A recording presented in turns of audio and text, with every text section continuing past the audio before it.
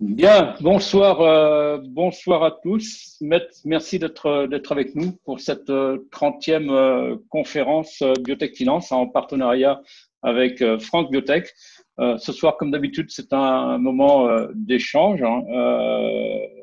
On est là pour enrichir nos expériences et faire des échanges sur nos bonnes pratiques.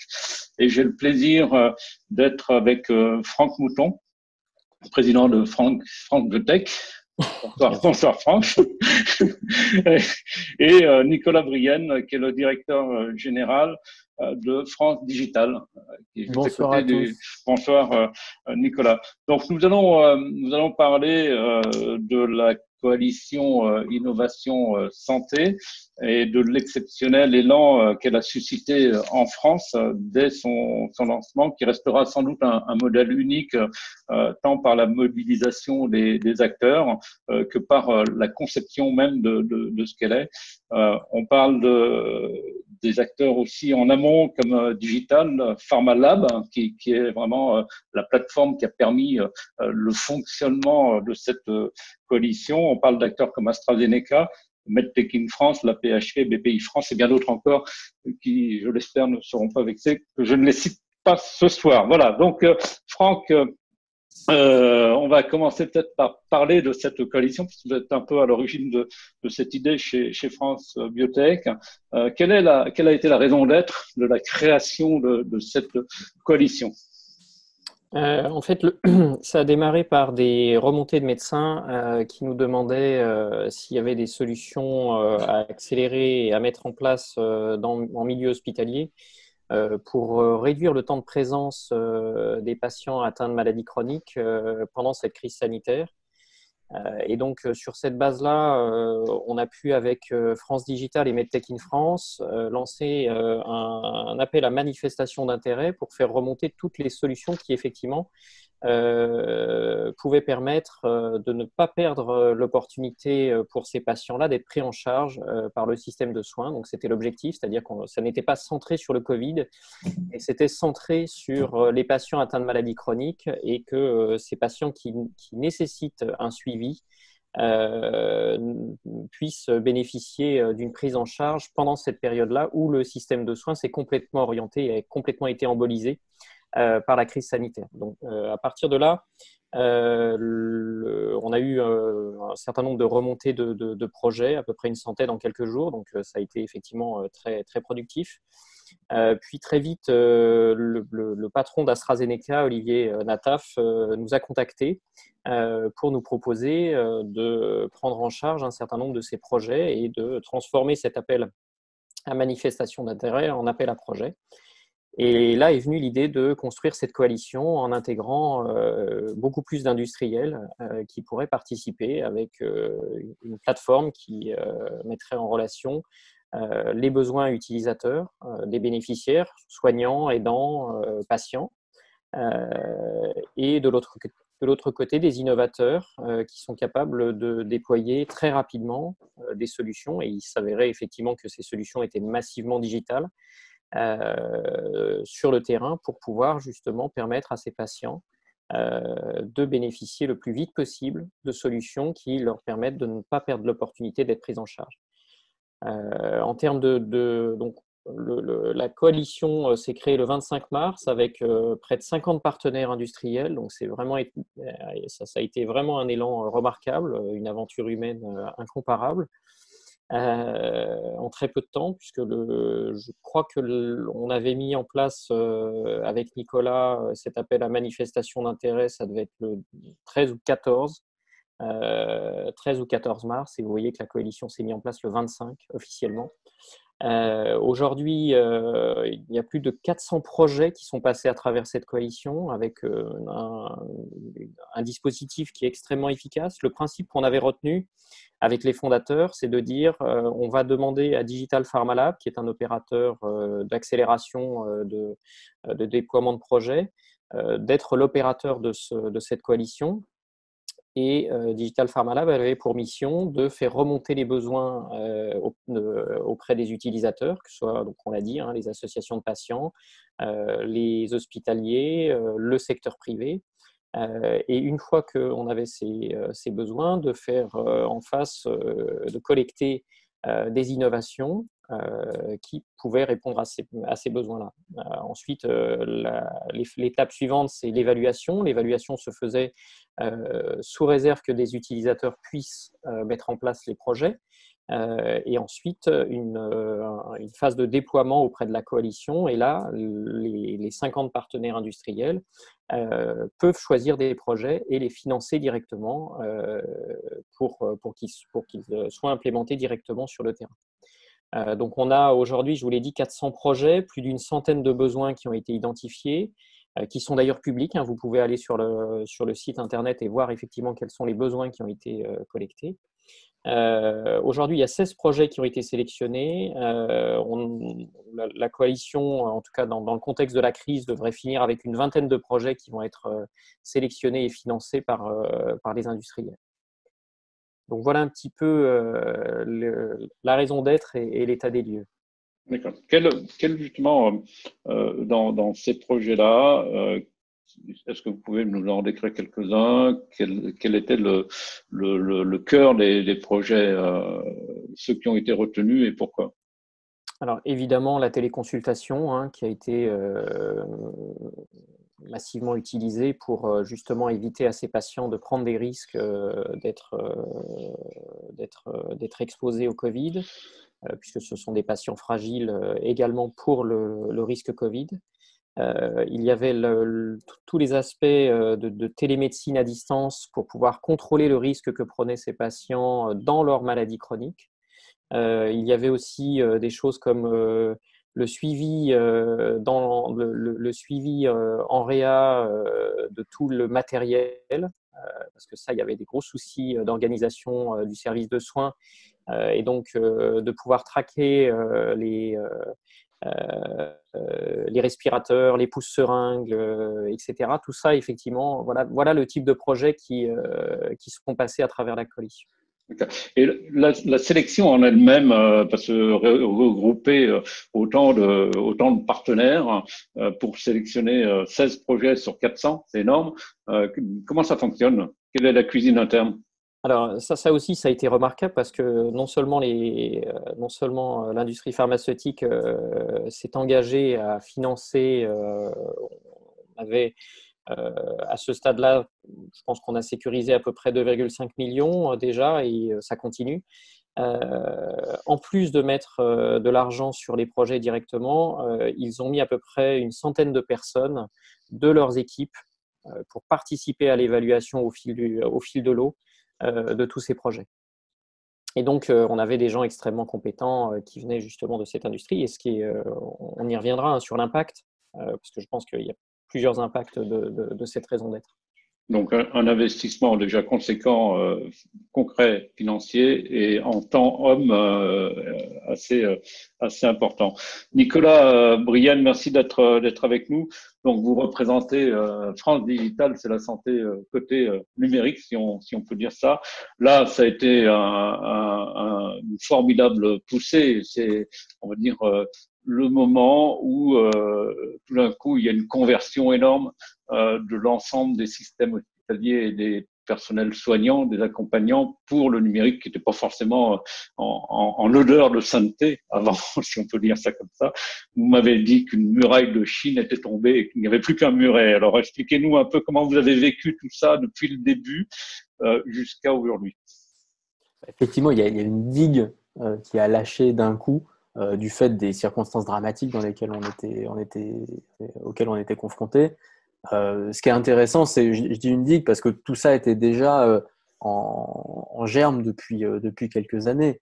Je pense que à tous autour de cette table, dans cette visioconférence, on a bien conscience que depuis 2-3 ans, la muraille de Chine historique qui sépare le digital de la biotech était en train de diminuer jusqu'à devenir un petit muret qui était franchi allègrement des deux côtés. Moi, j'en veux pour preuve un certain nombre de fonds biotech qui ont commencé à faire des investissements dans des startups du digital, un certain nombre de fonds digitaux qui ont ouvert des poches biotech, le plus emblématique étant Elia Partners.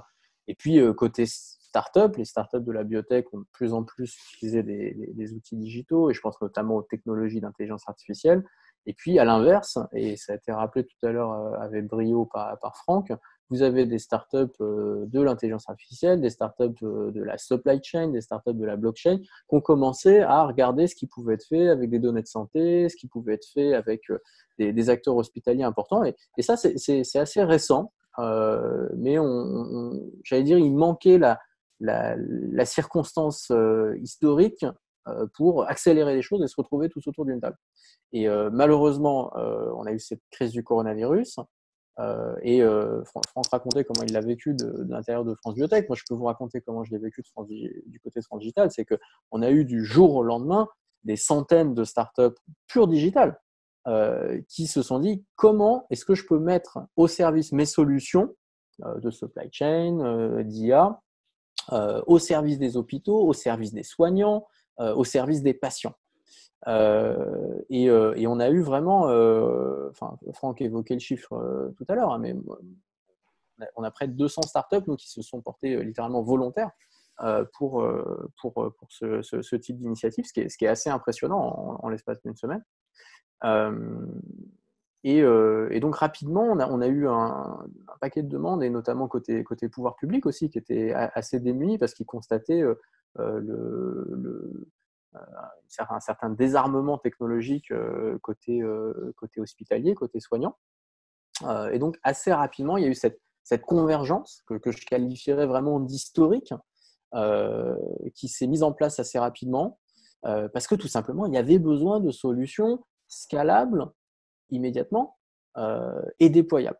Et je veux insister là-dessus parce que c'est ce qui fait la particularité de cette coalition, c'est que les solutions des startups du digital n'auraient pas pu être scalables s'il n'y avait pas eu derrière les labos pharma, s'il n'y avait pas eu derrière des grands acteurs qui ont des grands réseaux et qui sont capables de scaler, de passer à l'échelle d'un coup les solutions.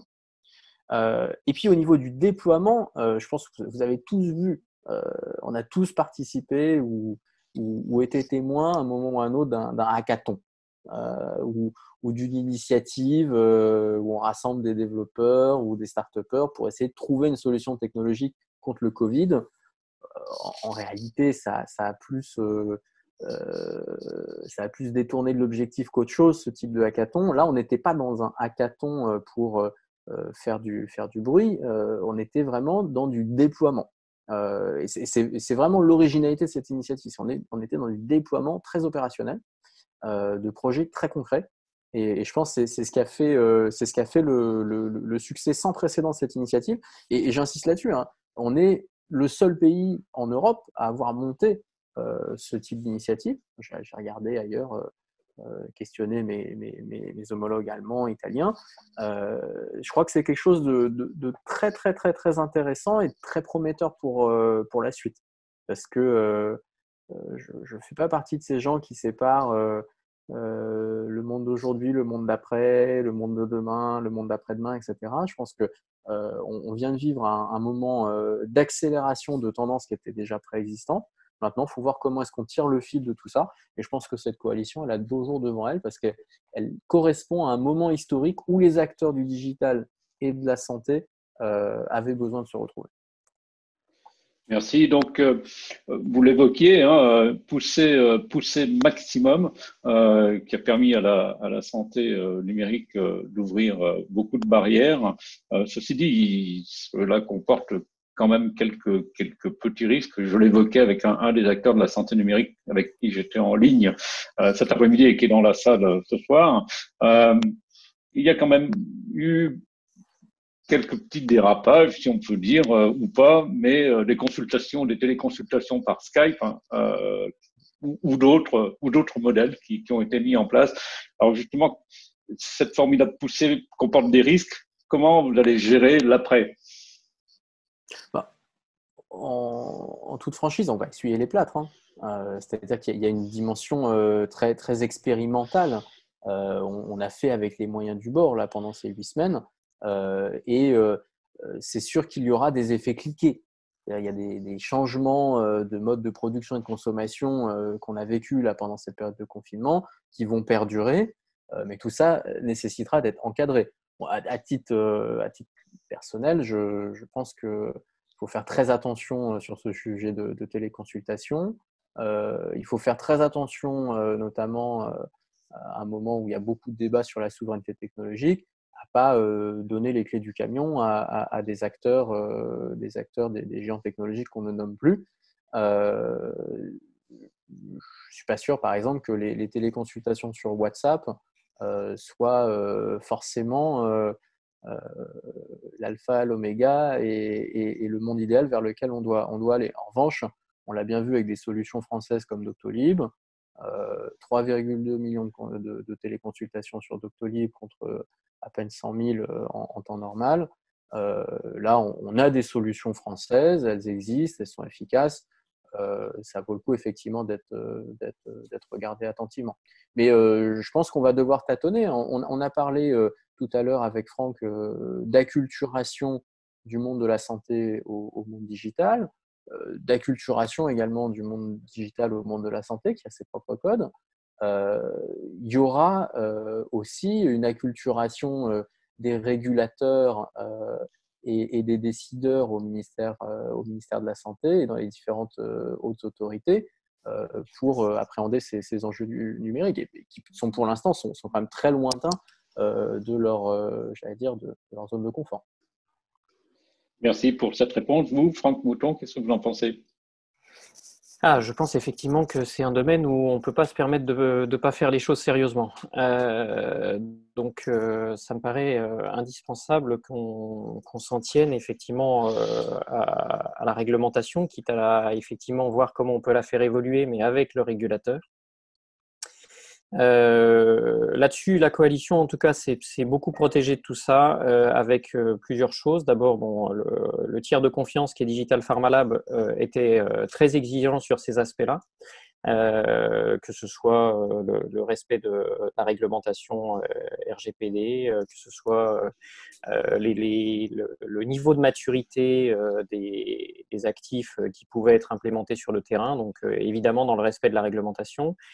Au point que, et je trouve que c'est une excellente nouvelle aussi de la part de l'industrie pharmaceutique, que cette coalition, toutes les données que vont générer les projets qui passeront par la coalition seront versées au Health Data Hub par défaut. C'est-à-dire que ça fait partie des critères d'éligibilité pour que les programmes soient financés à travers la coalition. Et je trouve que c'est un excellent signal aussi de cette communauté et du caractère solidaire qu'on a souhaité à travers la coalition. Bien. Le regard justement que vous portez sur la mobilisation des industriels, quelles leçons en tirer pour l'avenir des deux côtés, du côté des biotech et du côté des entreprises du digital? Franck. Ok. Moi, je trouve que ça, évidemment, il y a un effet lié à cette crise sanitaire qui fait que il y a des projets qui sont cofinancés par AstraZeneca et GSK en même temps, ce qui semble absolument improbable dans la vraie vie. Comme il y a des projets qui ont été cofinancés par Roche et Lilly. Donc on peut se réjouir de ça pendant cette période-là, que effectivement le caractère solidaire de la coalition a vraiment joué. On verra. Moi, je suis curieux de voir comment ça va être vécu dans le temps, cette vision justement de collaborative une fois que ce sera implémenté. Peut-être que ça va donner des bonnes idées. Mais en tout cas, effectivement, on peut se réjouir de ça. Comme je vous l'ai dit, on a une grosse partie de la pharma qui est venue et qui continue d'ailleurs. Sachez que je crois que chaque semaine, on a des nouveaux acteurs qui rentrent dans la coalition. Donc, il y a un intérêt même dans la durée. Donc, il y a un très fort investissement, on l'a dit, à la fois en termes de ressources humaines et en investissement direct, parce que pour eux, en fait, ils ne sont pas les bénéficiaires de ces innovations. C'est-à-dire qu'ils n'en bénéficient pas directement ni de près ni de loin pour leurs activités. Évidemment, ça a beaucoup d'impact pour eux. On pourra y revenir. Pour ma part, je considère que On a abordé la raison d'être et ce que la raison d'être initiale est évidemment les patients et ça, c'est ce qui doit être la priorité pour la coalition. Mais il s'avère que cet aspect de coalition a permis aussi à des jeunes boîtes qui étaient en développement de pouvoir continuer à se déployer et avoir des activités de visibilité auprès de grands groupes pendant cette période-là, donc de continuer à faire du business, qui est quand même pas rien, d'être aussi financés pour pouvoir déployer leurs activités. Pour la pharma, ça a été un énorme moment de mise à niveau et moi, je me réjouis aussi et je pense que c'est une grosse victoire de la part des acteurs. Et donc, je remercie Nicolas parce qu'il a pu mobiliser aussi beaucoup de ces boîtes. C'est que ça a donné à cette industrie pharma tout ce que la France savait faire dans ce domaine-là. En l'espace d'un mois, près de 300 projets ont été présentés. Et donc, ils ont pu voir effectivement tout le savoir-faire de la France. Et pour moi, ça redonne voix au chapitre aussi à ces acteurs qui sont souvent des dirigeants de franchises commerciales en France et qui sont moins tournés vers l'innovation. Et que là, cet aspect-là leur a redonné aussi à la fois la visibilité de tout ce que la France savait faire dans ce domaine. Et je peux vous dire que moi, j'étais littéralement impressionné par les projets que j'ai pu voir passer. Et qui sont pour moi l'avenir de la médecine. Donc il faudra, moi je veux qu'on travaille avec Nicolas là-dessus, parce que l'optimisation des parcours de soins, ce sera notre lien commun. Et il faut qu'on soit très, très malin là-dessus. Donc voilà un peu, si je peux résumer les enjeux pour la pharma, les enjeux pour ces boîtes qui ont bénéficié de cette étape de visibilité et évidemment les patients. De votre côté, Nicolas, votre vision sur cette mobilisation de la pharma, des industriels? Je pense qu'elle est sans précédent et il était temps. Il était temps. On a encore trop de grands groupes pharmaceutiques qui n'ont pas de Chief Digital Officer, par exemple. Qui n'ont pas de fonction attitrée avec une personne au COMEX en charge de cette transformation digitale. Là, on a réussi, je pense, avec cette coalition à leur montrer que les startups, ce n'étaient pas des gadgets qu'elles faisaient et qu'elles pouvaient avoir des expertises qui pouvaient apparaître très éloignées au début de leur core business et qui en réalité étaient parfaitement adaptables à leurs activités. Il faut se rappeler que le digital, ce n'est pas juste les startups de la e-santé, de la medtech, de la healthtech. On peut tout à fait se retrouver avec des startups de l'intelligence artificielle qui ont développé des choses merveilleuses sur le parcours client qui devient en fait le parcours de soins. Il y a des startups de la supply chain qui font des choses merveilleuses et qui peuvent tout à fait représenter un intérêt pour les fabricants de matériel médical. Donc, je crois que c'est intéressant. On a réussi à vraiment faire parler deux mondes et puis au-delà de faire parler, à faire agir ensemble deux mondes, ce qui est extrêmement prometteur dans la suite. Après, moi si je dois formuler un peu un rêve fou, c'est les labos pharmaceutiques fonctionnent beaucoup par croissance externe. Ils rachètent régulièrement des très belles boîtes. Mais je n'ai pas beaucoup d'exemples de rachat de start-up digitales. Et je me dis qu'on y viendra. Ça, on voit certains aux États-Unis qui ont déjà réalisé des acquisitions intéressantes en la matière. Mais je pense qu'on viendra progressivement à un état où les labos pharmaceutiques auront un rôle absolument clé dans les exits de ces startups digitales. Et l'interaction en fait est particulièrement importante parce qu'encore une fois, je le répète, il n'y a pas de scalabilité sans grands partenaires comme les labos pharma et il y a rarement de l'innovation sans des petits acteurs agiles que sont les startups. Merci pour cette réponse. Finalement, vous allez vous retrouver entre biotech et santé et société de santé digitale sur le parcours de soins. Est-ce qu'on peut imaginer que on ait des biotech qui créent des produits qui a un compagnon diagnostique, mais aussi un compagnon digital, on va dire, pour le market access. Est-ce que c'est un rêve pour l'avenir? Franck? Ah bah oui, évidemment, évidemment que c'est un rêve pour l'avenir parce que c'est extrêmement créateur de valeur. Quand vous arrivez à avoir de l'information sur le positionnement de votre produit à travers des données de vie réelle, de voir effectivement dans le parcours patient comment ça peut s'intégrer réellement et de pouvoir le suivre et de pouvoir suivre la qualité de vie de ces patients, ça a une énorme valeur. Donc évidemment que c'est l'avenir pour nous. De votre côté, Nicolas? Non, je crois que ça a été dit, c'est l'avenir. Ah, d'accord. C'est l'avenir et sans plus élaborer, on le voit chaque fois qu'on franchit, nous, dans le digital, une révolution technologique, on voit les applications derrière en santé qui sont évidentes. On l'a vu avec l'IA, on le voit avec la blockchain et les données de santé. Demain, ce sera le quantum computing. C'est pas un hasard si parmi les grandes multinationales qui s'intéressent les premières à ce sujet-là, on compte notamment des labos pharmaceutiques qui ont bien compris ce que ça peut notamment apporter. Alors si on avait eu ces solutions de quantum computing avant la crise, ça aurait été encore mieux.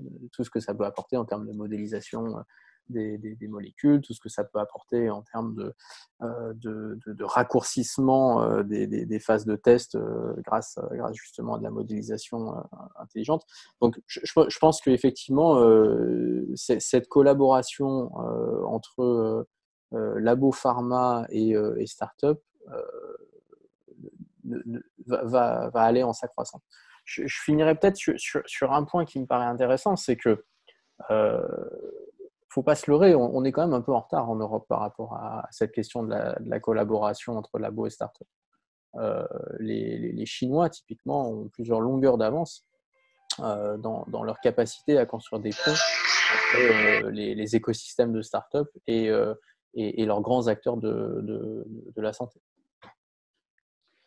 Bien, une dernière question avant de passer la parole aux participants qui nous entourent.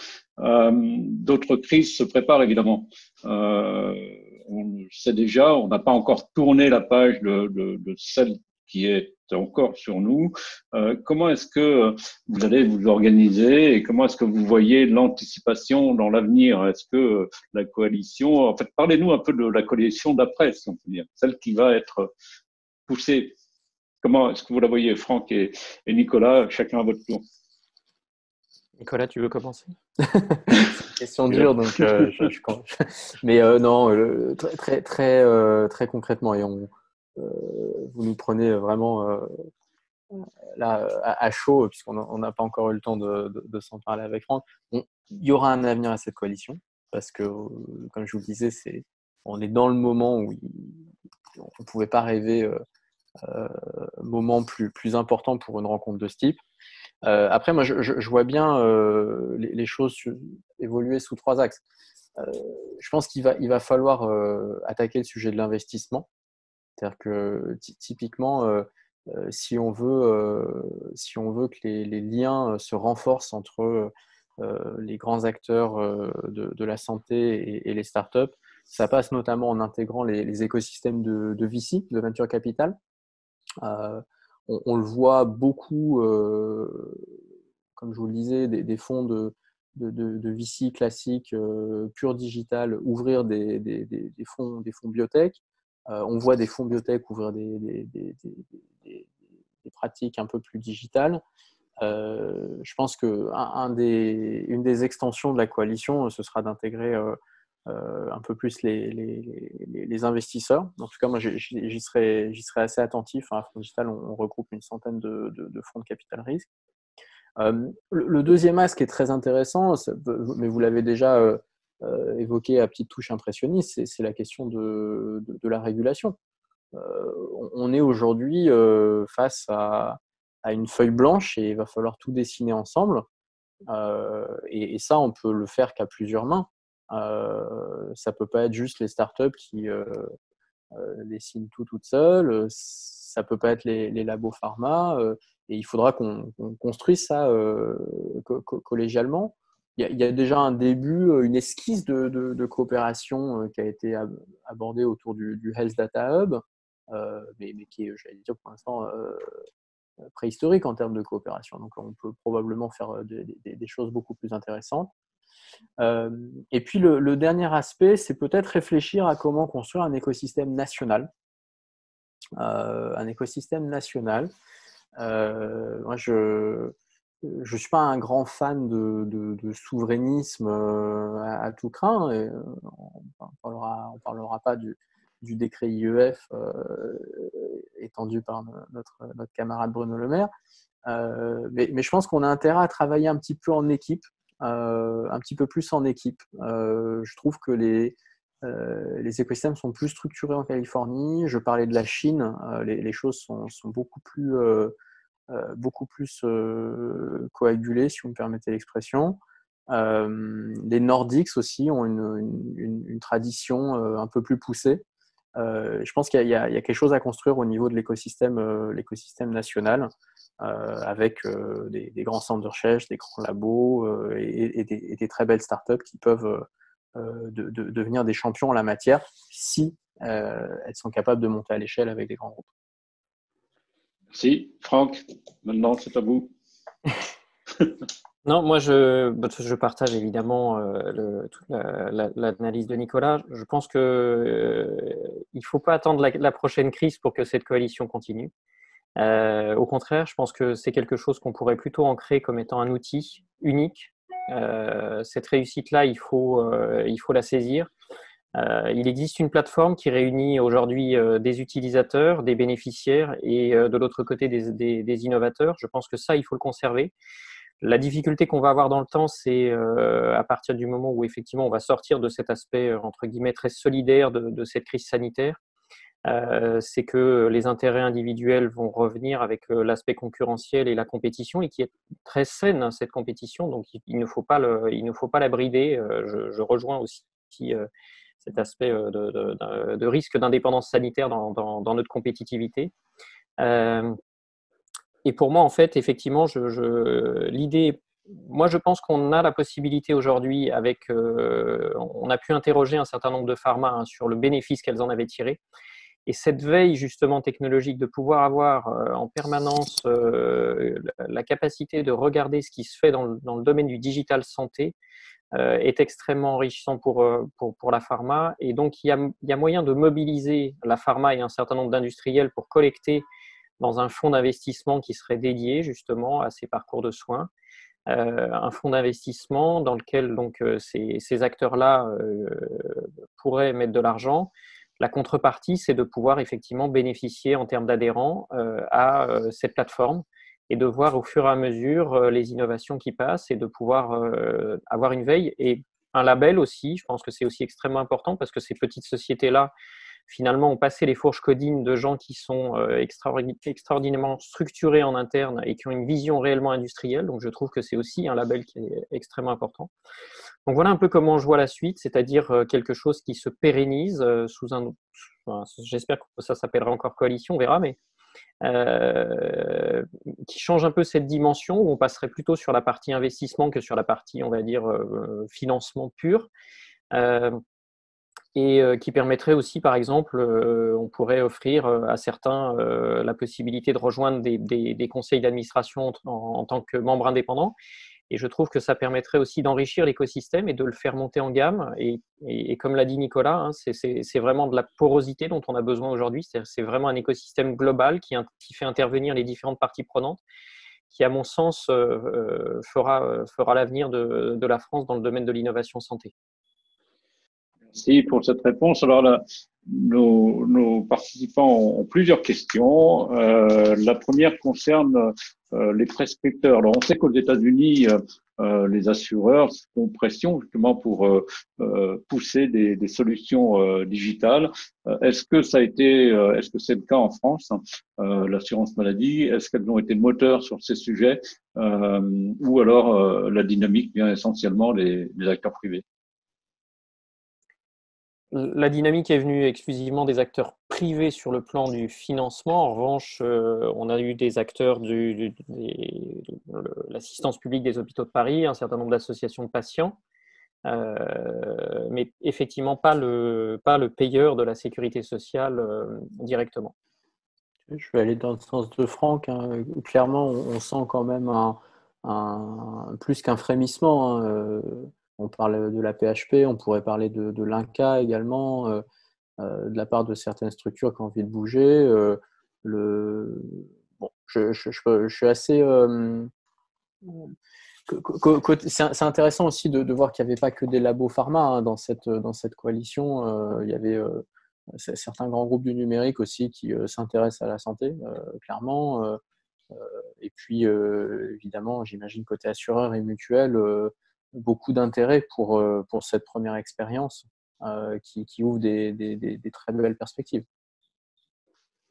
Une question qui vous est destinée plus particulièrement, Nicolas, de la part d'Étienne Rouet. Vous avez parlé tout à l'heure de l'acquisition des startups digitales par des acteurs de la pharma. Et Étienne propose plutôt d'ouvrir sur ces acquisitions par les services providers, les leaders, les CRO et autres GAFA. Alors, je pense qu'on verra un peu de tout ça, sans vouloir faire une réponse de Normand, mais je pense que effectivement, faut avoir en tête que les grands groupes américains de la santé investissent 6 fois plus dans les startups que leurs homologues européens. Et c'est intéressant, le mot important dans la phrase, j'allais dire, c'est pas français, c'est européen. C'est-à-dire que c'est pas une spécificité française de pas beaucoup investir dans son écosystème de start-up, c'est quelque chose d'assez européen. Et je trouve que la propension naturelle des grands labos pharma à faire du build-up, c'est plus facilement retrouvé de l'autre côté de l'Atlantique dans le digital que de ce côté-ci. Et ça va finir par poser problème parce que ça leur donne quand même un avantage compétitif assez considérable, assez significatif. Je parle même pas des grands groupes chinois. Après, effectivement, moi, je pense qu'on verra des choses intéressantes avec des startups de l'e-santé ou des biotech qui pourront être achetées effectivement par des grands groupes du numérique, notamment pour l'aspect data. Il y a eu des rumeurs comme ça à une époque autour de Benevolent AI ou autour de Babylone en Grande-Bretagne. Donc c'est effectivement des choses qui sont loin d'être de l'ordre de la science-fiction. On sait que Google, Amazon ont des activités, Microsoft ont des activités en santé qui sont loin d'être anecdotiques. Et moi je faisais ce commentaire parce que si vous voulez regarder la crise du Covid-19, l'entreprise qui a proposé une application pour suivre les personnes, faire un suivi, c'est Google, c'est pas Novartis, c'est pas Sanofi. Et les géants du service provider, ils investissent massivement dans la technologie en achetant des startups. Et je pense que leur cible, ou du moins leur activité dans ce domaine, est plus importante que celle des pharma. Même si, à long terme, le traitement, c'est une collaboration avec les services providers et les entreprises pharmaceutiques. Mais le métier de fond des entreprises pharmaceutiques, c'est pas de faire de la technologie. C'est peut-être d'acheter des molécules, des biotech classiques, mais pas de la technologie. C'est mon point de vue. Permettez-moi de pas être complètement d'accord. Moi, quand je regarde à l'échelle mondiale, quels acteurs économiques ont les fonds, la trésorerie, la culture d'innovation.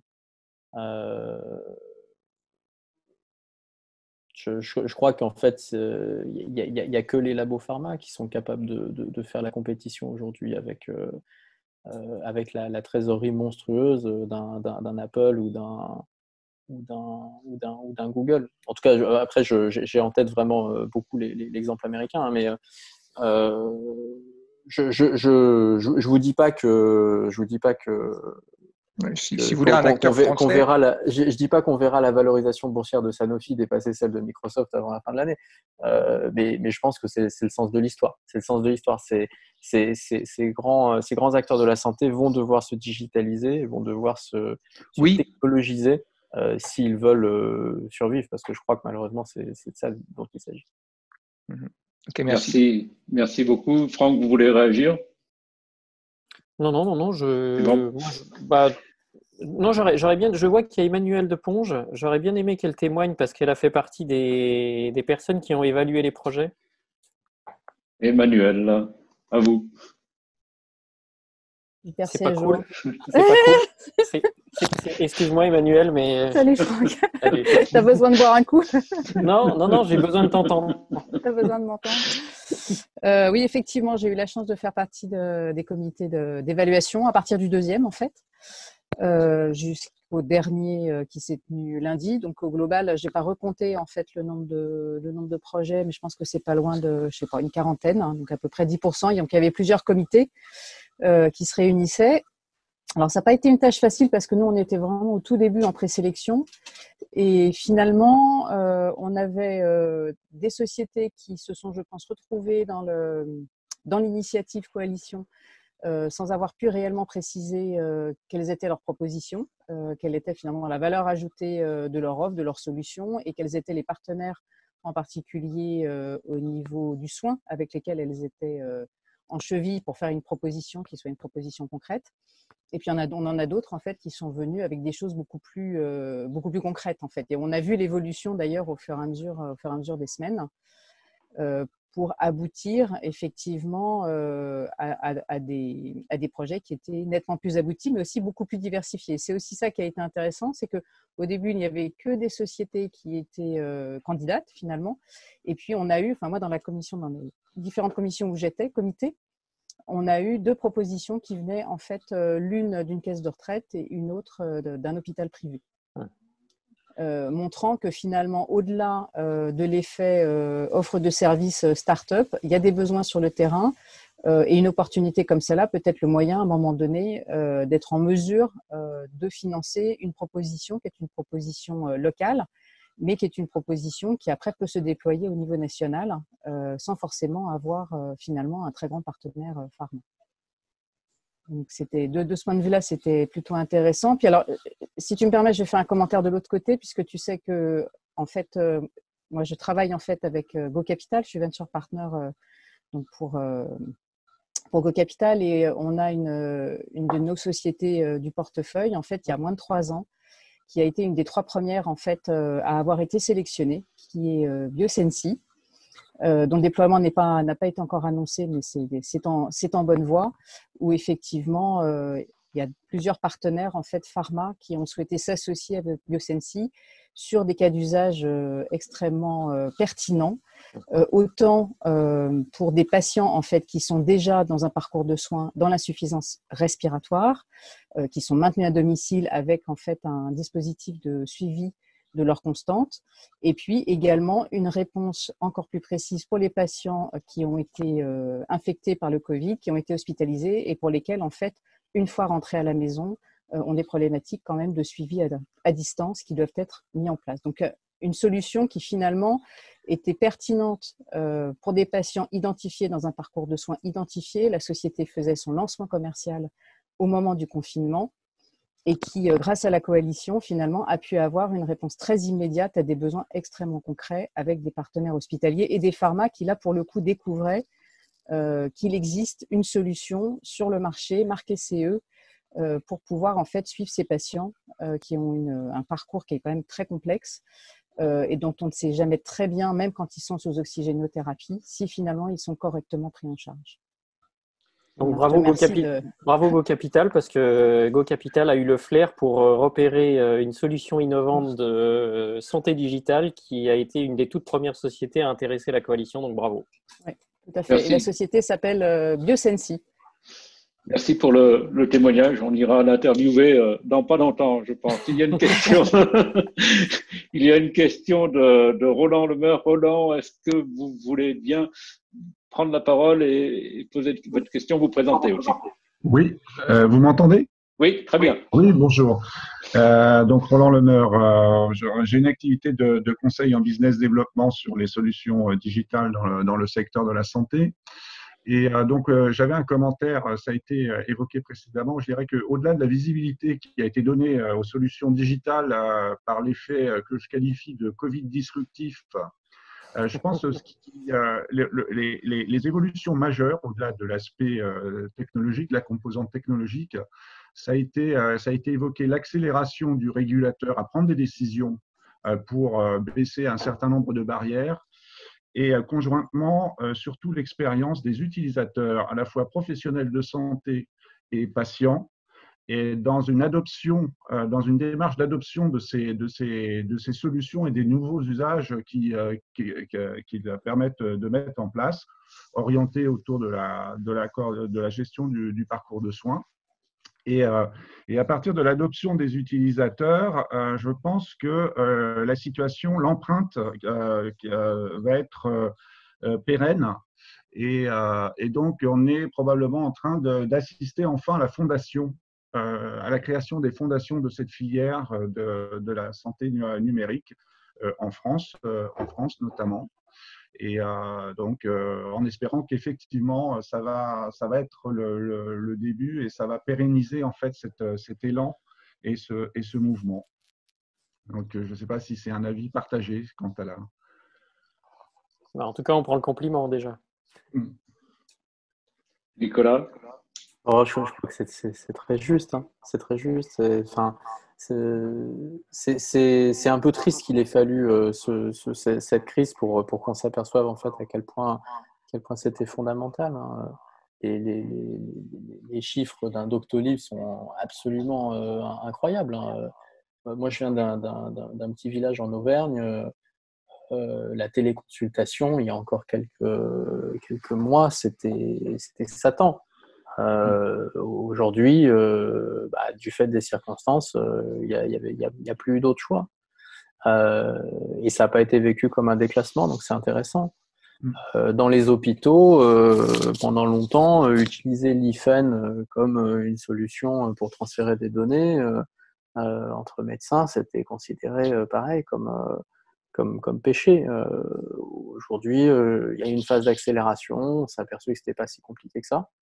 Après, je nous invite à… Effectivement, il faut rester centré sur le patient, mais il ne faut pas oublier, il y a tout ce qui va autour. Et là, moi, je suis assez effaré de voir la faiblesse des infrastructures en termes de cloud d'un certain nombre de labos. Je suis choqué d'entendre les récits du passage au télétravail d'un certain nombre de grands acteurs de la santé qui ont découvert du jour au lendemain que ils n'avaient pas le nombre d'ordinateurs portables qui correspondait au nombre de collaborateurs ou que les VPN n'étaient juste pas calibrés. Et je suis également frappé, c'est quelque chose qui n'a pas été beaucoup dit, mais les cyberattaques sur les établissements de santé n'ont jamais été aussi intenses que pendant la période de confinement. Donc, on devra réfléchir, bien évidemment, en étant centré sur le patient, mais il faudra aussi voir tout ce qui s'est passé autour en termes de data, de cybersécurité, d'infrastructure, et s'apercevoir qu'on a besoin de… Alors, le vocabulaire guerrier est en vogue par les temps qui courent, mais on aura besoin d'une vraie phase de réarmement technologique. Merci pour ce témoignage, Nicolas. Qui souhaite poser une dernière question? Il est 19h51. On a le temps pour la dernière.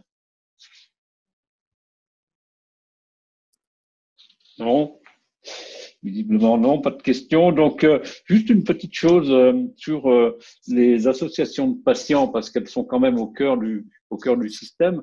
Elles sont pour le moment, elles ont participé à cette coalition, mais elles ne sont pas intégrées dans les membres actifs. Est-ce que c'est quelque chose que vous imaginez dans le futur? Il le faudra. Il le faut, c'est indispensable. Il faut qu'il soit, c'est un acteur, c'est une partie prenante indispensable d'avoir le retour. Il y a parmi les projets qui me tiennent particulièrement à cœur dans la coalition, il y en a un dans la psychiatrie.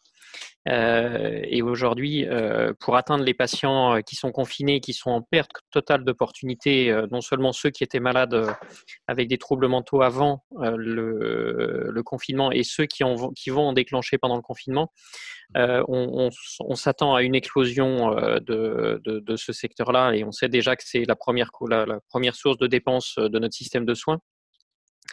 Et ça, typiquement, il n'y a que les associations de patients qui sont à proximité des aidants qui peuvent nous permettre d'atteindre les patients pour pouvoir justement mettre à disposition des solutions digitales qui permettent de les rapprocher du système de soins, parce que là, c'est typiquement les aspects de digitalisation sont indispensables pour les ramener vers le système de soins. Donc voilà. Merci beaucoup, Nicolas. Vous voulez ajouter un mot? Pas un mot à ajouter, à part vraiment peut-être cette précision que Franck a faite au milieu de son propos, c'est patient et aidant. Jamais oublier les aidants. Merci beaucoup. Merci à vous, Franck Mouton, et à Nicolas Brienne pour ces deux témoignages et cette conférence très enrichissante. Merci à tous les participants. Pour votre information, le débat sur la santé numérique va continuer lundi, puisque lundi, je serai avec Chara Louafi, qui est donc la directrice du Fonds Patients Autonomes. Là aussi, il y a un vrai défi, puisque Chara, petit à petit, pierre par pierre, monte l'édifice de la filière industrielle santé numérique. C'est pas une mince affaire en France. Alors peut-être que le mouvement qu'on connaît aujourd'hui va aider, va propulser 10 fois plus vite que cette construction de filière qu'on ne le pensait. Voilà. Et puis, vous regardez sur le site de Biotech Finance, vous avez tout le programme. À partir de demain, il y aura tout le programme de la semaine prochaine. Merci encore à tous. Merci France Biotech et France Digital d'être venus, et à très bientôt pour une nouvelle conférence. Merci Merci beaucoup. Au revoir. Bonne soirée à tous. Au revoir.